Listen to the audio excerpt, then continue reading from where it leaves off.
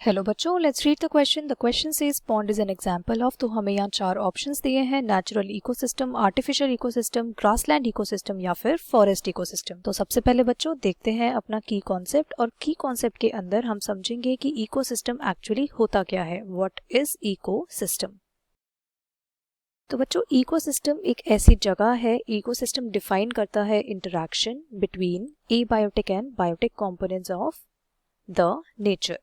तो हमारे नेचर के अंदर, एनवायरनमेंट के अंदर जितने भी बायोटिक का मतलब हो गया बच्चों लिविंग ऑर्गेनिजम्स हैं, और उनके साथ हमारे साथ जो जो एबायोटिक फैक्टर्स प्रेजेंट हैं।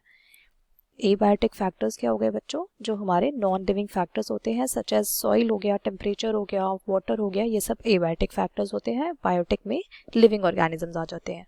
तो इकोसिस्टम के अंदर हमें दोनों का ही इंटरेक्शन देखने को मिलता है। अब इकोसिस्टम भी बच्चों हमारे पास दो तरह के हो सकते हैं। फॉर एग्जांपल हमारे पास नेचुरल इकोसिस्टम हो सकता है। ये नेचुरल इकोसिस्टम मेनली खुद से बने हुए इकोसिस्टम्स को हम बोलते हैं, जो नेचुरली एग्जिस्ट कर रहे हैं उनको बोलते हैं नेचुरल इकोसिस्टम। और बच्चों दूसरी हमारे पास एक कैटेगरी हो सकती है आर्टिफिशियल इकोसिस्टम की।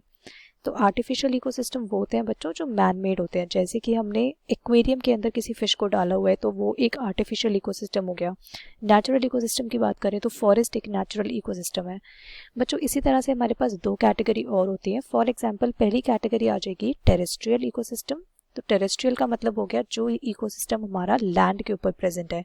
और दूसरा आ जाएगा एक्वेटिक इकोसिस्टम। तो एक्वेटिक का मतलब बच्चों, एक्वेटिक मतलब पानी, तो जो इकोसिस्टम्स पानी के अंदर प्रेजेंट है उनको हमने बोला एक्वेटिक इकोसिस्टम। अब हमें क्वेश्चन में पूछा है पॉन्ड के बारे में। तो बच्चों पॉन्ड इकोसिस्टम जो होता है हमारे पास, ये मेनली होता है fresh water ecosystem. Fresh water ecosystem का मतलब कि यहाँ पर जो पानी प्रेजेंट होता है वो विदाउट एनी सॉल्ट होता है। फ्रेश वाटर का मतलब होता है विदाउट एनी सॉल्ट।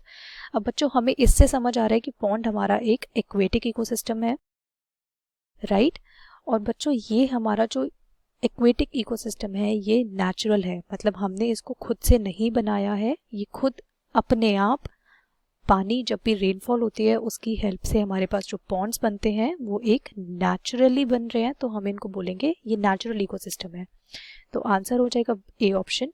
बच्चों आर्टिफिशियल नहीं है हमारे पास ये। ग्रासलैंड का मतलब हो गया टेरेस्ट्रियल, पॉन्ड हमें पता है पानी के अंदर होता है, और फॉरेस्ट का मतलब भी हो गया terrestrial. So the final answer is it is a natural ecosystem. Hope you understood it well. Best of luck.